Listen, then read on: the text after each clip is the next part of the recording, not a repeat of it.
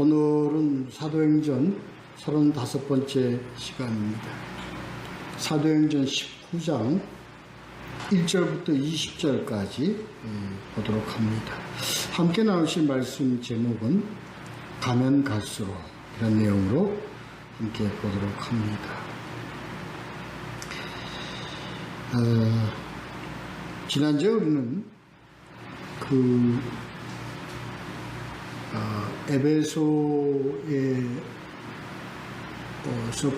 바울이 에베소로 와서 브리스길라와 아굴라를 거기 머물게 하고 바울은 귀환을 합니다. 그래서 예루살렘으로 돌아가서 교회의 안부를 묻고 또 아마 보고도 보고도 하고 그리고 자기가 서원한 것을 다 행한 것으로 그렇게 우리가 생각되어지는 2차 선교 여행을 마치는 내용이었습니다. 그리고 얼마 있다가 그는 이제 윗지방으로 갑니다.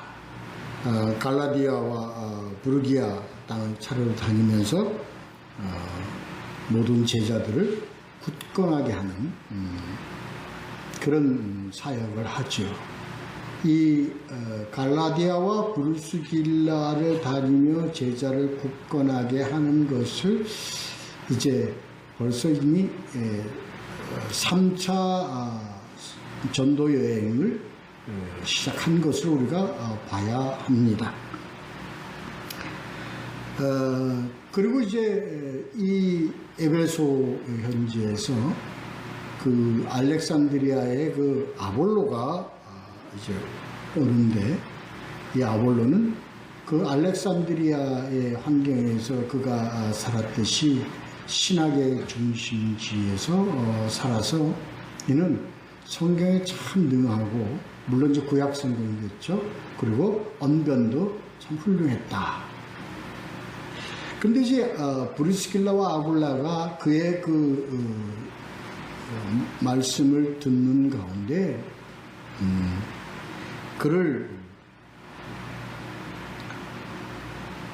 그에게 그 요한의 세례밖에 알지 못하는 그 뒷부분, 말하자면 예수 그리스도의 십자가와 예수 그리스도의 부활에 대해서 아마 그에게 아마 가르친 것 같아요. 이는 이제 바울의 그런 복음을 그들에게 채운 것이다.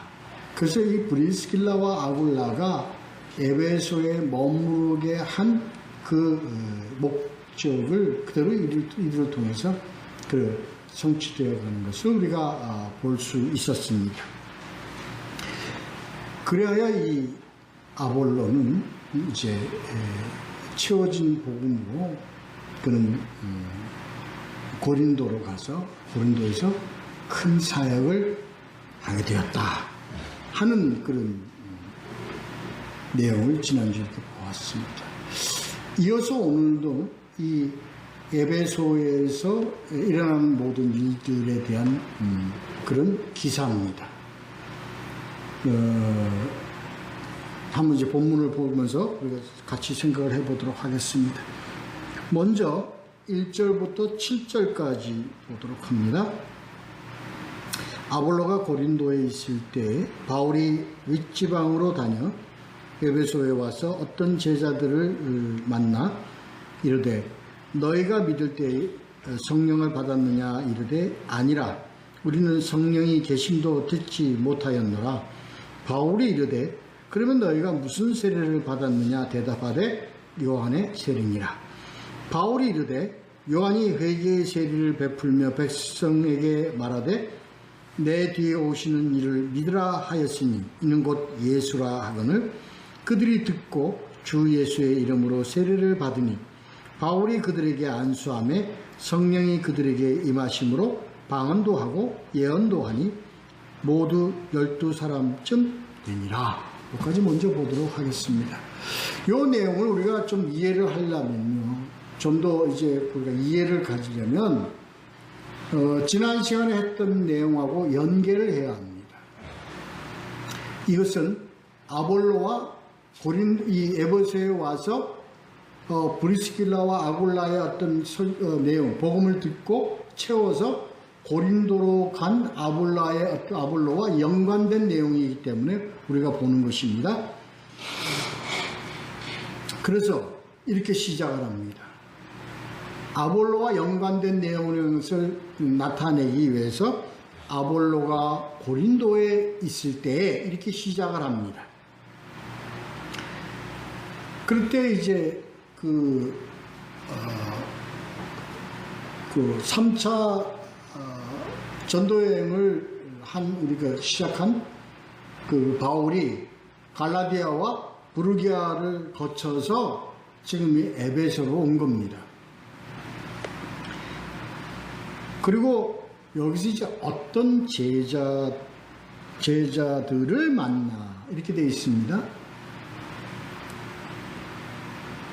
그들에게 이제 서로 얘기를 나누다 보니까 바울이 아마 그들이 얘기의 내용을 들어서 좀 이상한 부분이 있어서 아마 이렇겠죠. 성령을 받았느냐 하고 묻습니다. 그때 이르되 아니라 우리는 성령이 계심도 듣지 못하였노라. 아이러니컬하죠. 이들이 누구예요? 제자들입니다. 여기서 우리가 좀 돌아봐야 될 점이 있습니다. 성령을 받지 못했다는 것은요, 이들이 무엇을 모른다고 우리가 봐야 합니까? 성령을 받지 못했으니까 무엇을 몰라요? 복음을 모른다는 내용입니다. 그런데 성령도 받지 못해서 복음도 모르는 자를 여기서 지금 누구로 설명을 했느냐? 제자들이라고 설명을 했습니다. 여기서 우리는 부딪힙니다. 우리가 여기서 알았던 것은 제자라 그러면 말씀도 들어서 깨닫고 또 성령도 받고 해서 복음 안에서 사는 자들을 제자라고 해야 되지 않느냐. 그런데 어떻게 해서 말씀도 모르고 성령도 받지 못한 성령이 존재도 모르는 자들을 어떻게 제자라고 부를 수 있느냐 하고 우리는 이 의문에 부딪히게 됩니다. 우리는 그 제자라는 개념, 우리는 그렇습니다. 우리는 그렇게 아마 해야 될 것 같습니다. 제자라 그러면 그래도 예수를 믿고 깨닫고 성령도 함께하는 그러한 자들을 제자라고 하는 것이 마땅하다고 저는 봅니다. 그러나 이 제자는 우리가 얘기할 때의 제자죠. 근데 여기서 그렇지도 못한 자를 제자라고 했을 때는 어느 편에서 봤을 때의 제자로 보았을까요? 바로 하나님의 편에서 봤을 때의 제자입니다. 지금은 이들이 복음도 모르고 성령의 존재도 모르지만 그들이 왜 제자라고 불러졌느냐 하면 바로 이들을 제자로 택하신 분은 바로 누구십니까? 하나님이시기 때문에 그렇습니다. 그래서 우리는 이들을 뭐라고 불러야 되냐면 예비된 제자라고 불러야 됩니다. 하나님 편에서는 이루어지실 것도 이미 다 알고 계시기 때문에 제자라고 택하셨는지 모르지만 우리는 그들이 이제 하나님께서 택하신 제자라면 그들이 이제 곧 복음을 깨닫고 성령도 함께 받고 함께 할 복음과 함께 할 자가 될 것이라는 것을 우리가 어떻게 합니까? 예정된 것으로 아는 거죠. 그래서 우리는 이렇게 얘기를 합니다. 예비된 제자다.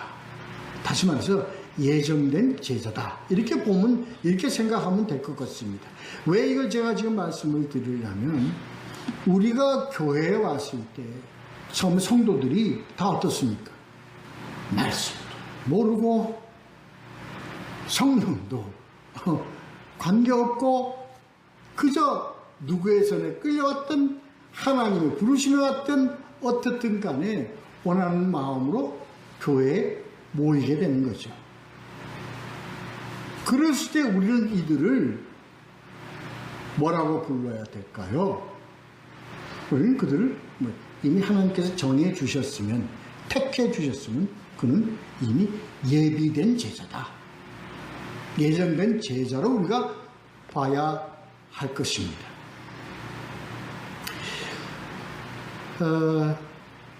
저는 우리는 아까 우리 장로님 기도를 했듯이 이어가고 유업을 이어받고 이와 같은 이 복음으로 이루어갈 그런 자들이 우리 교회에 함께 모이기를 간곡히 바라죠. 원하죠. 그래서 하나님이 택하셨다면 그를 통해서 이와 같이 하나님 역사로 그를 인도하실 겁니다. 그를 우리가 뭐로 부르냐? 예비된 제자. 다시 말해서 택함 받은 제자라고 부르는 겁니다. 그래서 우리 개념을 우리는 바로 알아야 돼요. 그러한 예정되고 택정된 제자지만 제자로서 이미 자격과 이 제자로서의 그런 과정을 다 거쳤다고 봐서는 안 된다는 겁니다.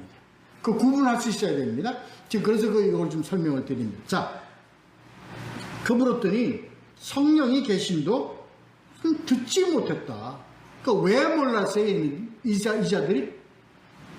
제자로 택함 받았지만 이들이 왜 몰랐어요? 성령의 계심을 듣지 못했습니까? 그렇습니다.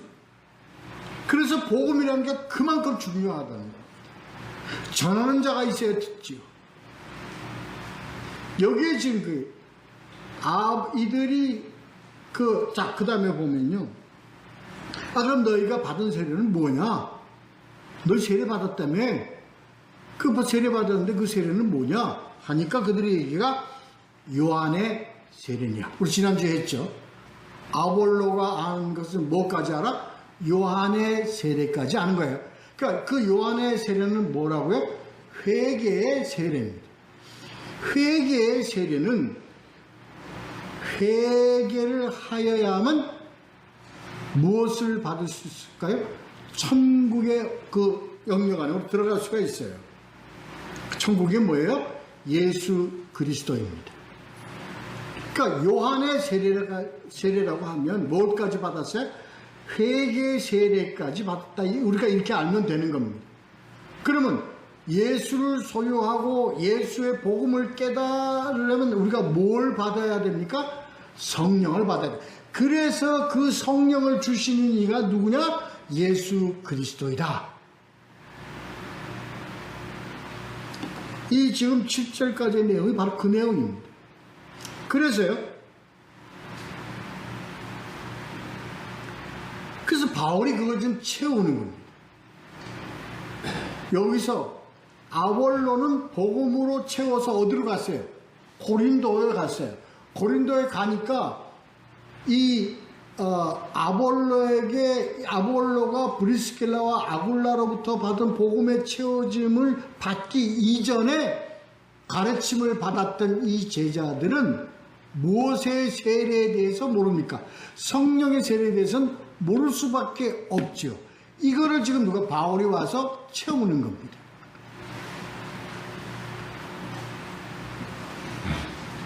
연예인. 그 다음에 또 하나 우리 생각해 봐야 될 것이 있습니다. 그래서 이제 주 예수의 이름으로 세례를 받으니 하는 이 세례는 무슨 세례를 의미하는 거냐? 성령 세례다 하는 걸 의미하는 겁니다. 성령 세례를 받는다는 것은 성령 세례를 받는 어떤 특별한 행위를 하는 게 아니라 복음으로 채워주는 겁니다. 바울이 복음으로 채워져서 그들이 깨달았어요. 그들이 깨달을 수 있도록 하는 것은 누구냐? 바울이 아니라 말씀을 듣고 깨닫는 성령이다 말이에요. 성령. 그래서 성령 세례라고 합니다. 성령의 역사라는 것은 뭐냐? 다시 한번 복음을 듣고 깨달아 생명으로 소유하도록 하시는 분, 그분이 바로 성령의 역사요. 그분이 하시는 일이 성령 사역이다. 이거 우리가 다 아는 내용이지만 이걸 아주 가슴에 아주 그냥 말뚝을 박으세요. 대단히 중요한 내용입니다. 이게 복음입니다. 이게 복음이에요. 어떻게 해요? 자, 뒤에 6절을 보세요. 6절. 그들이 듣고 주 예수의 이름으로 세례를 받으니. 뭐 해서 세례를 받아요? 듣고 받으니.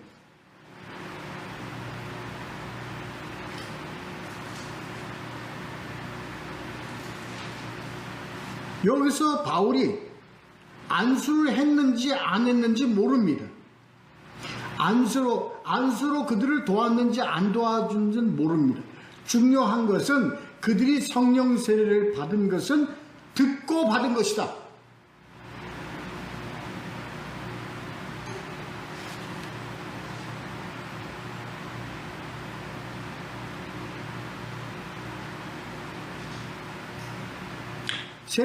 성령 세례 먼저 받았어요. 성령 세례 이들이 먼저 받았어요. 받고 난 다음에 바울이 그들에게 안수함에 성령이 그들에게 임하심으로 뭣도 하고 방언도 하고 예언도 하니에요. 이 말의 뜻을 우리가 잘 알아야 됩니다. 성령이 임하심으로 방언도 하고 예언도 하는 거예요. 방언을 하고 예언을 하는 것이 아니라 방언도 받고 예언도 한다는 거죠. 이 얘기는 무슨 얘기냐? 방언도 안 할 수도 있고 예언도 안 할 수도 있다는 얘기입니다. 무슨 얘기, 제가 뭘 말씀드리려고 그러느냐? 방언과 예언은 성령을 받은 필수적 결과가 아니라 수도 있고 이럴 수도 있다는 얘기입니다.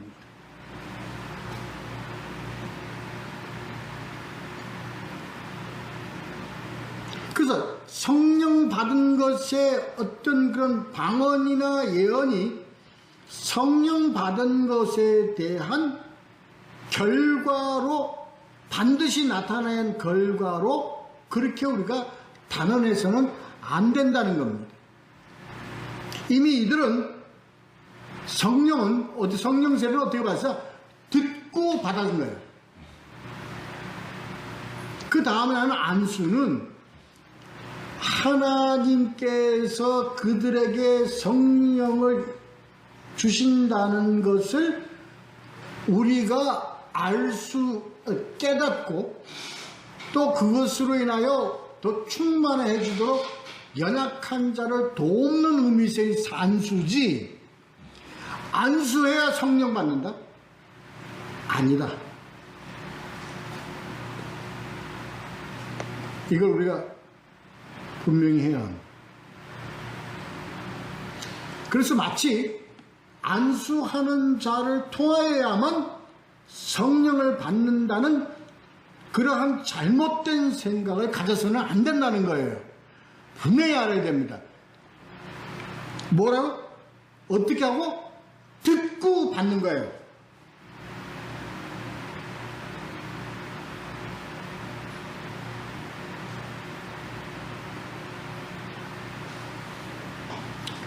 이걸 우리가 반드시 알아야 됩니다. 성령 세례라는 것은 어디에서 특정한 장소에서 특정한 사람의 안수를 통해서 받는다는 그런 잘못된 생각을 가져서는 안 됩니다.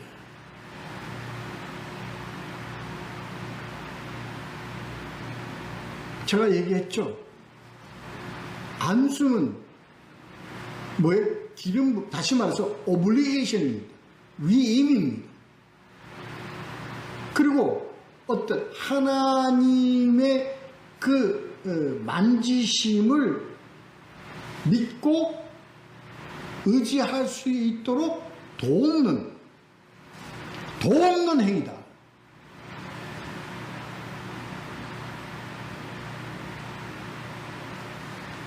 반드시 그래서 그 다음에 그렇게 됐으니 12쯤 되더라. 뭐 숫자의 의미는 별로 없지만 저는 그렇게 생각합니다.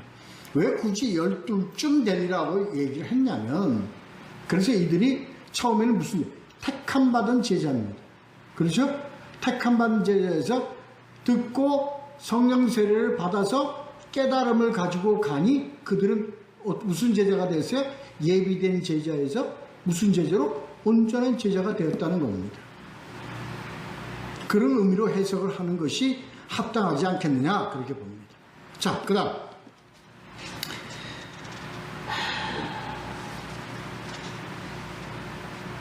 두 번째 단락을 보도록 하겠습니다. 8절부터 12절까지 바울이 회당에 들어가 석 달 동안 담대히 하나님 나라에 관하여 강론하며 권면하되 어떤 사람들은 마음이 굳이 순종하지 않고 우리 앞에서 이 도를 비방하거늘 바울이 그들을 떠나 제자들을 따로 세우고 두란노 서원에서 날마다 강론하니라. 2해 동안 이같이 하니 아시아에 사는 자는 유대인이나 헬라인이나 다 주의 말씀을 듣더라.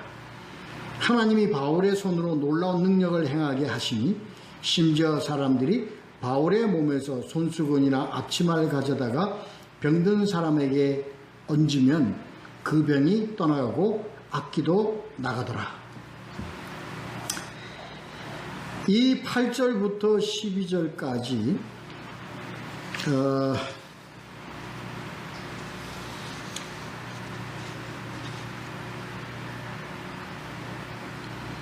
한 열매지요, 열매. 성령의 열매입니다. 그래서 바울이 회당에서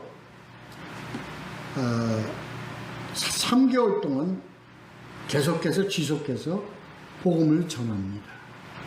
그랬더니 가는 곳마다 2가지 형태가 나오죠. 하나는 뭐예요?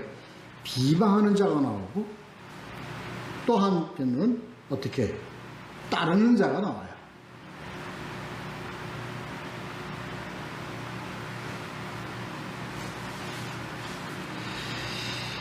그래서 그 다음에 이 바울이 한 사역은 뭐냐? 그들을 따로 세우고 계속 그들을 날마다 강론하니라 얘기는 그들을 따로 구분해서 뭐 한 거예요? 양육했다는 얘기입니다. 이 두란노 서원에 대한 내용은 이렇게 정확하게 이렇게 전해지는 바는 없습니다. 그래서 두란노 서원이라는 곳에서 날마다 제자들을 어떻게 했다? 강론했다. 양육했다. 하는 의미예요. 이거는 어쩔 수 없는 것 같아요.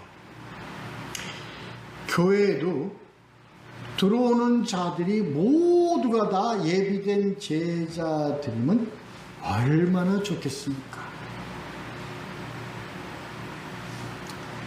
그게 안 되는 것 같아요. 간 곳마다 이런 2가지 형태로 이 구분이 돼요. 하나는 말씀을 못 들어먹어 오히려 그 말씀을 가지고 비방하고 비판하고 비난하는 자들이 나오고 한편으로는 말씀을 순종하고 깨달아 따르는 자들이 나온다.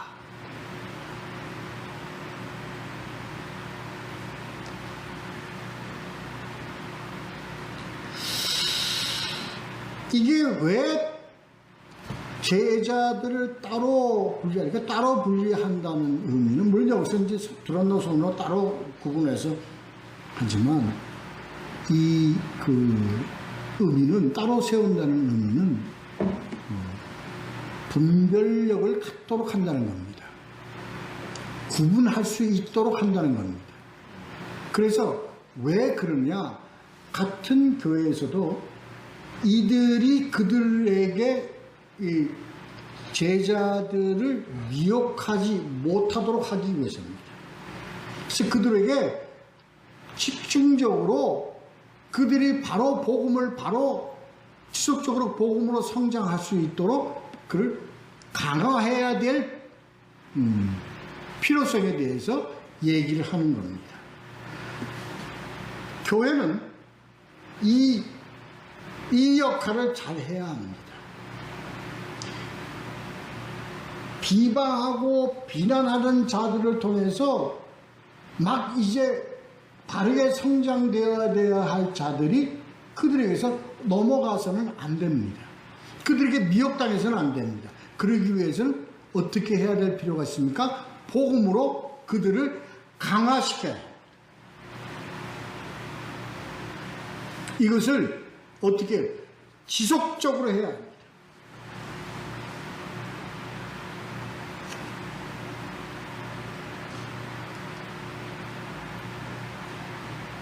이게 중요한 겁니다. 이게 교회가 해야 될 중요한 역할이라는 겁니다.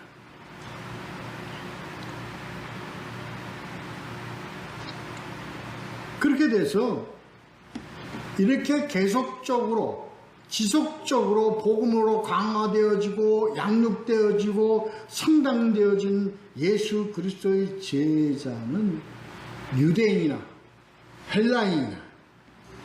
헬라인이기 때문에 유대인이기 때문에 믿고 그것을 구분하는 것이 아니라 오직 듣고 깨닫는 자들,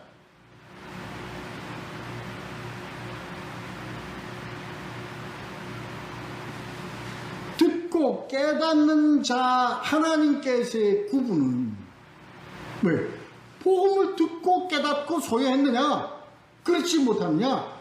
거기에 의해서 구분된다는 겁니다.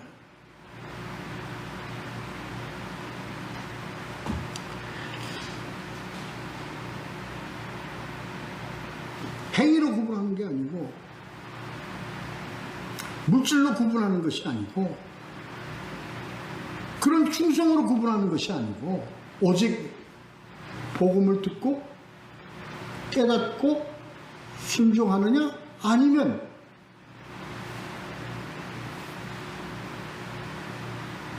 들어도 깜깜이냐 이거에 따라 구분한다는 겁니다. 유대인이나 헬라인이나 유대인이기 때문에 깨닫고 헬라인이기 때문에 깨닫는 거 아니다 말이에요.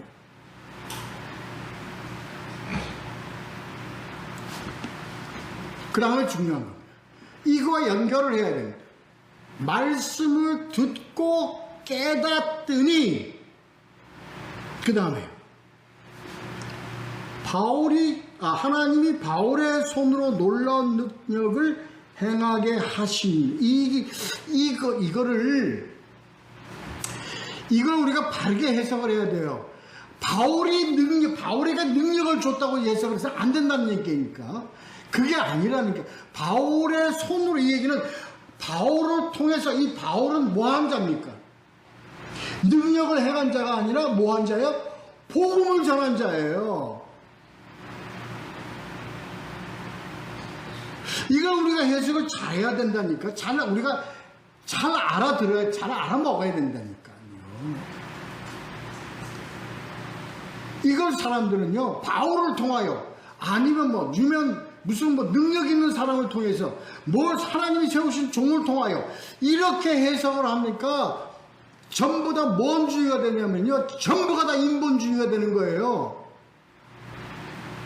예수를 믿는 게 아니고, 이런 종 따라간다니까. 믿는 자들이.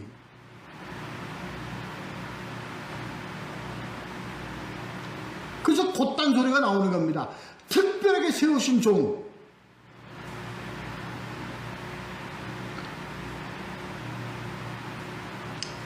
뭘 특별하게 세우기는? 뭐가, 하나님께는 뭐가 귀한 종입니까? 다른 게 귀한 종은 아닙니다. 뭐가 귀한 종이에요? 복음을 전하기 때문에 귀한 종이에요. 그 얘기는 무슨 얘기예요? 종이 귀한 게 아니라 복음이 귀하다는 얘기예요. 복음이.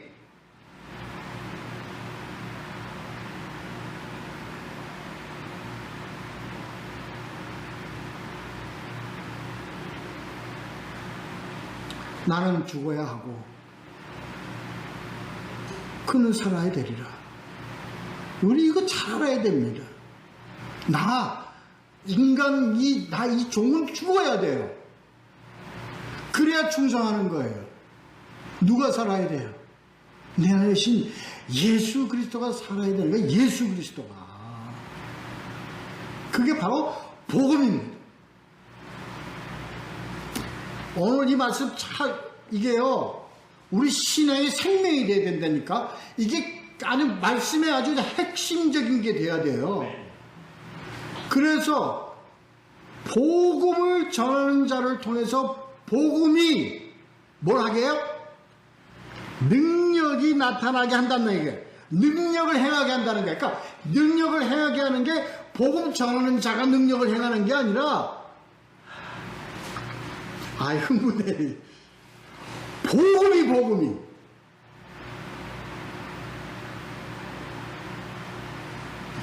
그래서요, 우리가 복음을 바로 듣고 복음을 깨닫잖아요. 복음의 생명을 우리가 취하잖아요. 복음의 생명을 취하면 우리에게서 뭐가 나타나? 나타날 수밖에 없어요. 뭐가 나타날 수밖에 없어요? 이적과 표적이 나타날 수밖에 없다니까. 그래서 우리 설교의 제목대로 가면 갈수록이에요. 가면 갈수록이라는 게 뭘 의미하느냐? 믿음의 연도가 가면 갈수록이 아니라 복음으로 더 우리의 신앙의 길을 가면 갈수록 뭐가 더 우리들의 삶 자체는 뭐로 다 채워져? 표적과 이적으로 채워져요. 그게 뭐예요? 축사요? 그게 뭐예요? 신이요?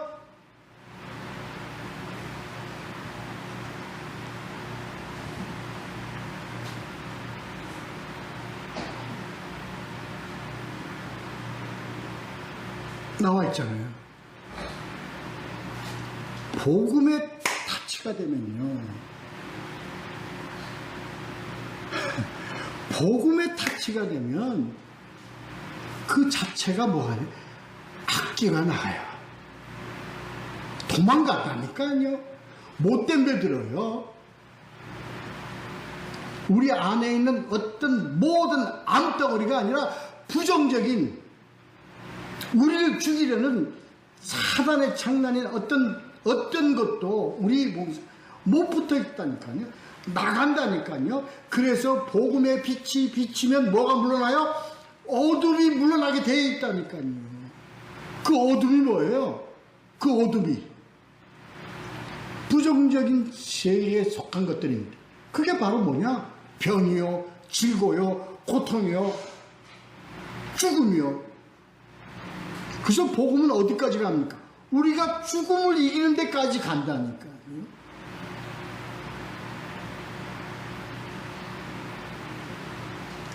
이래서 우리가 복음을 해석하는 게 얼마나 귀하고 귀한 거냐는 걸 우리가 알아야 됩니다. 깨달아야 됩니다. 바르게 우리가 깨닫는 거, 바르게 해석하는 것이 얼마나 귀하다.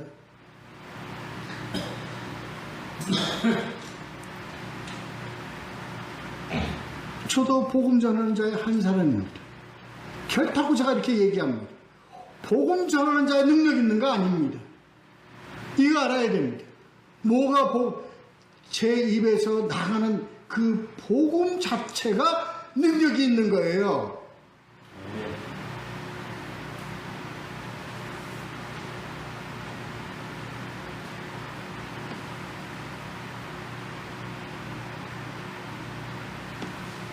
이것을 증명하시는 분이 바로 예수 그리스도이십니다. 마태복음 9장 20절에 12해 동안이나 혈루증으로 앓는 여자가 몰래 가서 예수의 뒤에 가서 예수의 옷자락을 만졌더니 그 여인이 그 혈루증에서 고침을 받았습니다. 우리 이게 왜 이렇게 일어난가 기사화되어 있는가에 대한 이유를 알아야 합니다. 여기서 여인이 만진 것은 옷을 만진 게 아닙니다. 누구를 만진 거예요? 예수를 만진 거예요.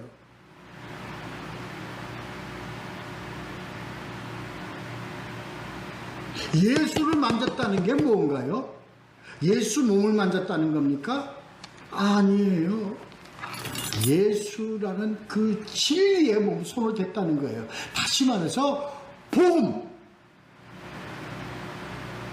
복음에다 손을 댔더니 예수 그리스도가 뭐라고 했냐? 믿음이, 내 믿음이 뭐가 낫게 했어요? 복음을 듣고 깨달아 가진 그 믿음이 너의 병을 낫게 했다. 이겁니다.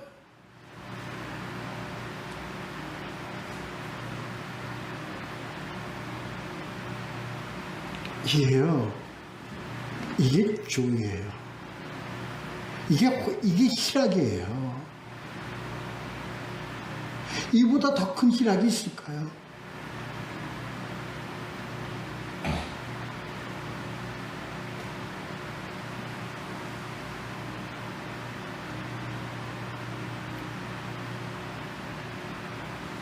다시 말씀드립니다. 복음이 전달되어지면 말씀의 교통입니다.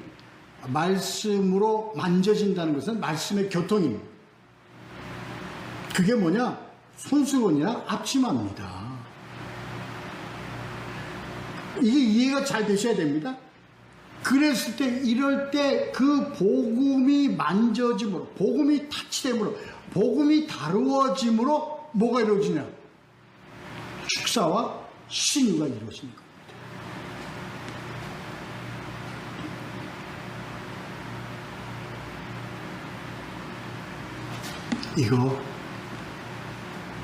이거 그래서 우리는 이걸 확고히 우리가 이 말씀을 어떻게 완전히 내 안에서 그냥 들어 앉아서 자리 잡아줘야 돼요. 그러면 우리 신앙의 삶 가운데서 우리가 사는 삶 가운데 뭐가 다 없어요. 육신이든 우리의 삶 자체든 간에 우리 몸에서 뭐가 다 없어요. 부정적인 요소가 다 빠져나갑니다.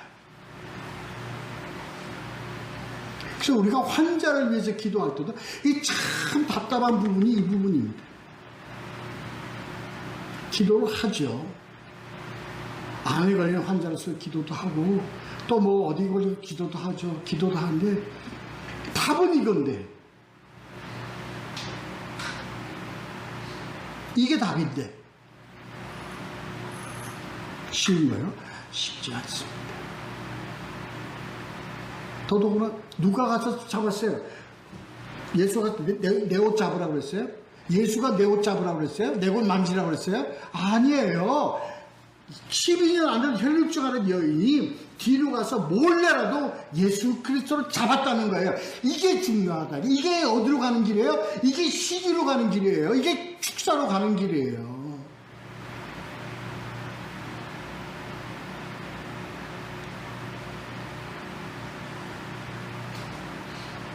우리들이 신앙이에요. 성경에서는 많은 즉시에 그 사건 그 자리에서 즉시에 이거는 우리에게 이해를 돕기 위해서 그러한 사건을 들은 거죠. 원래의 원론은 그게 아닙니다. 저는 그렇게 생각해요. 하나님의 복음의 말씀을 듣고요. 더욱더 우리가 성장되어지고요. 말씀이 우리 안에서 생수가 차서 넘치는 삶을 살아가면 갈수록 이게 중요한 거예요.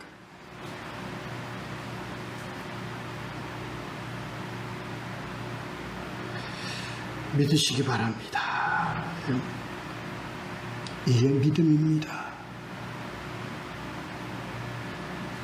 자, 13절부터 20절까지 읽고 마치도록 하겠습니다. 이에 돌아다니며 마수라는 어떤 유대인들이 시험 삼아 악기 들린 자들에게 주 예수의 이름으로 불러 말하되 내가 바울이 전파하는 예수를 의지하여 너희에게 명하노라 하더라. 유대의 한 제사장 스게와의 일곱 아들도 이를 행하더니 악기가 대답하여 이르되 내가 예수를 알고 바울도 알거니와 너희는 누구나 하며 악기 들린 사람이 그들에게 뛰어올라 눌러 이기니 그들이 상하여 벗은 몸으로 그 집에서 도망하는지라. 에베소에 사는 유대인과 헬라인들이 다 이 일을 알고 두려워하여 주 예수의 이름을 높이고 믿은 사람들이 많이 와서 자복하여 행한 일을 알리며 또 마술을 행하던 많은 사람들이 그 책을 모아가지고 와서 모든 사람 앞에서 불사르니 그 책값을 계산한 즉 은 5만이나 되더라. 이와 같이 주의 말씀이 힘이 있어 흥왕하여 세력을 얻으니라. 그 다음에 이 내용이 나오는 이유가 뭐냐면, 그래서 뭐가 해요? 뭐가 낫게 해요? 복음이 낫게 하고 복음이 역사하는 거예요. 그런데 복음으로 낫게 역사하는 거 옆에서 뭐를? 사람을 흉내내서, 이것을 흉내내서 누구의 이름을 빌어? 예수의 이름을 빌어서 이 득을 보려고 하는 거짓 것들, 마술사들이 있다고요. 이게요, 복음이 역사하는 데마다 이게 있다니까.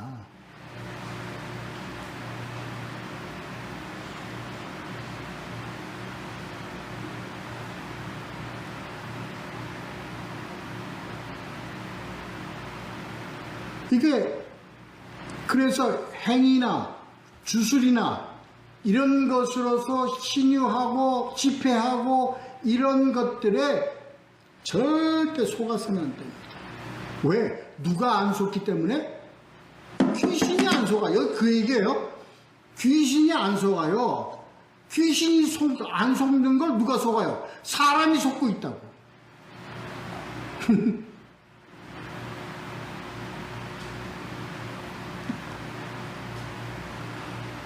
결론은 그겁니다. 우리 거기에 대해서 많이 헤었죠. 이거를 우리가 안 속으려면 뭐 알면 돼요? 복음 알면 되는 거예요. 간단합니다. 시간이 많이 갔으므로 여기서 끝내도록 하겠습니다. 다른 건 다 여러분들이 다 아시리라 믿고, 그래서 이렇게 해서 이 복음을 알아가는 것이 바로 뭐냐? 흥왕하며 세력을 얻으니라. 누가? 교회와 성도들이 믿으시기 바랍니다. 기도하겠습니다.